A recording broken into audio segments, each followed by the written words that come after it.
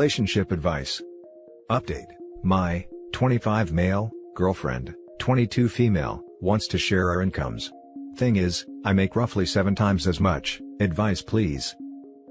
Original story. So here is the deal. Me and my girlfriend have been together for a little under 3 years, and have been living together for a few months. My girlfriend takes college classes and works part-time. I finished college 2 years ago, quickly got hired by the company I did my internship at, and within a year, I got a promotion and a large pay raise, and I am now making roughly $150K a year, while she makes $20K a year. Now, she moved in with me a few months ago into the place I bought, so I pay nearly all costs, mortgage, electricity, water, etc. The only things she pays herself are non-essentials, like Spotify, phone bill, Netflix and so forth. Now recently, we got into a huge fight where she demanded we pool our money together, and spend what is left after essential costs together. Whereas currently, I pay basically every essential in my own stuff, use a bit to enjoy myself, and put the rest into my savings. Now, she seems to be jealous I got a lot more to spend, which is not really true since after monthly costs, I put the majority in my savings account. In my eyes, she already gets an easy ride, and honestly, she is just crap with the money she does have. She spends it on crap like stupidly expensive clothes, and then complains she is broke at the end of the month. So what do? I hate to put money in the way of our relationship, but if I am honest, I am questioning my relationship, as there is no way I am going to let her essentially spend my salary on stupid stuff. Now for the top advice before reading the update. I too would like a free 65K plus a year. So does my savings account. She wants to spend the rest? 60K? Dude. Girlfriend, there is no way I am going to pool money with you, because you are not responsible with your own money, let alone with mine. I already pay your expenses and am not going to sacrifice more money so you can spend more. Financial responsibility is important to me, and I hope you start making it important to you as well. Yeah, the fact that the only option she sees for the money is to spend it, is crazy. I ain't saying she's a gold digger. I say you propose a counter offer. Both of you keep your accounts separate, and she pays for half of the monthly living expenses. Might be a good one, haha. Edit. So, there are so many comments, I am having a hard time keeping up with it. If I don't respond, know that I am trying to at least read your comment. But currently, when I read and respond to one comment, I get 10 more, haha. I just want to thank everyone for their responses, from the ones who yell gold digger to the ones who take a middle ground approach. Even those who yell about MGTOW or something, and those who are in the opinion I need to give her all my money, because of a pink tax or something. All advice is appreciated and gives me an extra light to view this in. I had not expected my post to blow up like this though, ha ha ha. And now for the update. So, I figured since the post sort of blew up 3 weeks ago, and people requested me to make an update to tell them what I ended up doing. Well, here goes. Well, in the shortest way possible, I ended up breaking up with her. I realized, in part thanks to some good advice I had gotten, there was more that was bothering me other than the financial part. Thing is, when thinking to myself in the next few days, I felt myself combing over every little detail of our relationship, and quickly realized I was putting in way more than what I got back. No, I am not saying I am some perfect saint, but I do think I deserve someone who appreciates what I already do, especially when what I already do so vastly outweighs what she did in our relationship. Also, a big one was the apparent maturity gap between the two of us, which I looked over with my rose-tinted in love glasses. Whereas I have changed as a person from who I was when we started dating, she is still pretty much the same identical person, and without trying to badmouth her, that is a person you can be without any issues when you're between 15 and 20, not when you are in a committed relationship, thinking about having kids at some point, managing your own finances, and planning for the future. And that brings me to the largest issue there, planning. I am a planner, I look out for the future. I am not opposed to wasting some money to do fun stuff while I am young, but I don't want to risk ending up broke and unhappy when I am older because I refused to get serious in my youth, and this is where our personal views seem to clash to an extent where the good no longer outweighs the bad. She constantly lives in the moment, spends what she can spend, and is sort of used to an easy ride, where the biggest things she ever had to worry about are her grades. But for me, I have faced financial issues since I was young, so I know the value of money, and I know that planning can spare you a lot of hurt. I am not saying either of our views are superior or better, I am saying when you are supposed to be a partnership, but you wildly differ on the most basic foundations of that partnership, there is not much hope.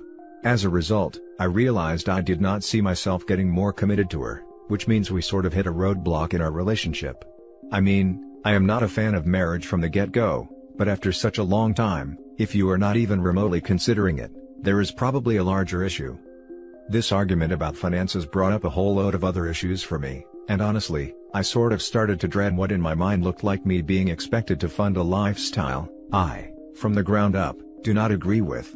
I realized I was losing my own self-worth by accepting this sort of stuff, and I realized the fact we had an argument about my money, and her demanding to spend half of it, made me feel like a glorified ATM. Now the breakup was really messy and her dad was a rock during the entire thing. He calmed the situation down a lot, despite him really hating what was happening, but I think he understood. I can't say I am not gutted about all of this. After all, this is someone I was with for roughly 3 years, and getting used to not having her or her family, who I was really close to, is difficult. But in the end, after the initial dust settled, I sort of feel liberated and a lot happier than I did a few weeks ago. I wish her nothing but the best in the future, and I know it has to be without me. As for me, I sort of feel like I get to start over, hopefully find someone a lot more suited to me in the future. But I won't be actively looking for one, as honestly, being single after such a long time in a relationship feels nice. I get to focus what little free time I have on myself, which is something I have not been able to do for a long time. I get to indulge in my hobbies properly and so forth. Anyhow, I want to thank everyone for their advice, and if I was rude to anyone, I am sorry, but at the time, I was in a crappy emotional position. But I am doing a lot better now, so whether you figured I was a douche and completely disagreed with me, or whether you think I was a good fella and figured I was right, or somewhere on the extremes or in the middle, thanks for your advice. Now for some comments. I would also like to share incomes with you. Ha, you and many others I think, given the private chats I got. This is surprisingly articulate. Kudos for the honest introspection. Thank you, took me a few days though. Very well written. I think you made the right choice. People change, and sometimes it's better to just move on. I just got out of a 5-year relationship, and I only realized how unhappy I'd been for the last couple of years when I was out of it.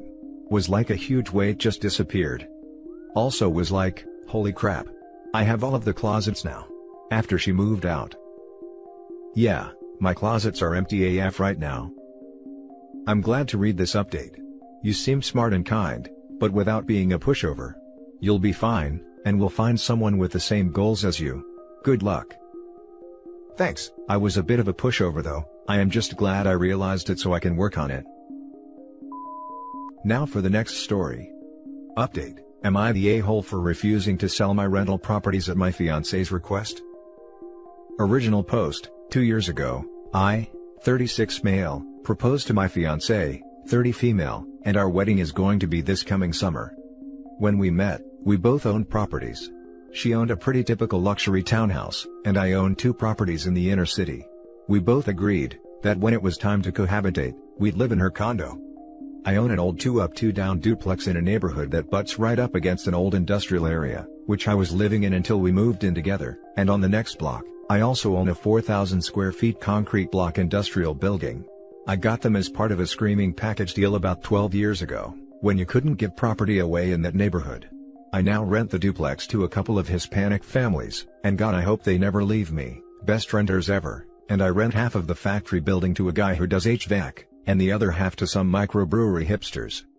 The powers of gentrification have been at work in this hood for about half the time I've owned these places, and I'm making buku bucks on these rentals. I could lose my job tomorrow and not even blink. My fiancée does not see it this way. Ever since we've moved in together, she's been pestering me to sell the places. It's been ramping up the closer we get to the wedding. I keep telling her that as long as I own these places, it's a practically guaranteed third source of income, and would be invaluable if either of us hit a rough patch job-wise. She doesn't see it that way though. All she sees is a potential big pile of liquid cash that can go towards wedding, honeymoon, and upgrades to the living situation after. We had the biggest blow-up yet about it last Saturday, and I kind of lost it. I'm a saver and she's a spender, and I said that to her in far less pleasant terms, and also mentioned the amount of credit card debt she has, and since then, things have been pretty frosty. Am I the a-hole for refusing to sell my second income? Now for the top comments before reading the update. Not the a-hole. And I'm letting you know now, a wedding will not stop the two of you from fighting over finances. It sounds like you both handle money very differently, and she also seems as though she's eyeballing your cash, as a way of supporting her lifestyle. If I were you, I'd sort this out before getting married. Yep, she's seeing that potential pile of money and how she can spend it. You're stocking it away. This won't change when you get married. Dude, you need to take some introspection time before you get married. Also, you desperately need a prenup. Prenup. Not the a-hole. NTA. Most definitely see a lawyer and get a prenuptial agreement. If you split, she gets nothing from what you have now. Never give her anything from these rentals, as that could set a precedent for future disbursements. Keep all money from your rentals and other ventures separate. Do not put her on the deed of your residence. 3 more things. 1. Absolutely nail down who is paying what for the wedding and the honeymoon. No, you do not pay the majority of it. 2. All wedding expenses must be paid before the wedding. If not, guess who will be on the hook for them? 3. And this is a big one, all of her credit card debt needs to be cleared post-haste. All future credit card debt is hers to pay off. Do not have any joint accounts. You might also get a copy of her credit report before you see the lawyer about the prenup. If she balks at any of this, you might want to reconsider the entire situation. Not the a-hole. As a female, I want you to really take a look at the differences in your relationship. When I was in pre-marriage counseling, the therapist said, the problems and fights you have now, are going to be the problems and fights you have in the future. Whatever it is, money/intimacy/family, those problems don't go away with marriage. You're both so different with money, you're always going to fight about it. Furthermore, the fact that you bought low and are making money and she doesn't see that as a good thing, tells me she is not smart. Like, this is some common sense stuff. Think long and hard about marrying her, dude. Now for the update. So, the conversation didn't happen until the weekend of the 14th of March. Life got in the way. It started fine, but quickly went south and ended in a big fight that degenerated into a lot of petty crap slinging by the end. She accused me of not trusting her, fair, and I pointed out that her habits make it basically impossible to trust her with money anyway. Probably not my proudest moment. But I did again make it clear, in no uncertain terms, that the properties are staying in the LLC and I won't sell them, and that the financial decisions regarding them would be mine alone. I may have also had a few choice words about the princess for a day wedding she wanted. After a couple of weeks of avoiding each other, and not talking, and me sleeping in the basement of the townhouse, I said I wanted to hit the pause button and leave for a while. She was upset, but didn't say much. I loaded up my things and went to my parents' house and told them what happened. They told me I could stay as long as I needed. Somewhere near the end of April, I got a call from her dad out of the blue, what the hell, demanding to know what was going on, and why I'd broken things off. I tried to explain what had been going on, but he was the angry dad of an upset young woman, and I don't think much got through. That call ended with him calling me a scumbag and hanging up on me. I've only had a few properly long-term relationships end in my lifetime, but that's the first time I've had an angry father yell at me about one. There's been no contact since. I'm sad that just over 4 years of my life with someone went up in smokes like this, but that's the way she goes, I guess. My parents didn't seem very surprised when I showed up, so maybe I really was the last one to know what was going on, like so many Redditors were pointing out. For some good news, and also the thing that reminded me to update my Reddit post, is that yesterday, I bought another house, one for me to live in. A tiny little brick post-war brick ranch in an old subdivision about 20 minutes from my rentals. It needs work, but I'm looking forward to having a project to take my mind off things. It's going to be strange living on my own again, but I think I'll manage. Now for some closing comments. Jesus, if my new partner and spouse-to-be had basically a third income, I would be high-fiving every person I met about how lucky we were. Damn dude, good job getting out of that one. It must be really hard seeing 4 years disappear, but sometimes we don't see the real person until it is too late. Yeah, but princess for a day wedding. Yeah, good choice dude. I could not imagine putting up with someone like that. I like to save and spend as little as possible. I also can't get selling all the properties, just to turn around and waste it all for a huge wedding or honeymoon. Also, since the comments on the other post are locked, I'll ask here. Can someone please explain to me when then being a landlord make you an a-hole? I could get if he was a crappy landlord, but some of the comments were just calling him an a-hole for just renting out properties. Probably because we're all trapped renting because wealth, when managed properly, tends to grow exponentially and is hoarded in families through generations, so all the property is owned by a small percentage of people like OP who can afford to live off passive income alone, while the rest of us who weren't born lucky, barely cover our ever-increasing rent cost with stagnant wages and rapid inflation slowly rising, while we struggle not to drown in the river of figurative crap that is our lives. Or something like that, I don't know. Having her dad call to yell at you, a grown man, is another flag to add to the pile of red flags. Glad you got out. She probably told dear daddy a lie about what happened, because why else would daddy go and defend her? And that's it for this video, guys. If you have thoughts to share, leave a comment below. Don't forget to hit like and subscribe if you like this content. I'll catch you in the next one. Good day, everyone.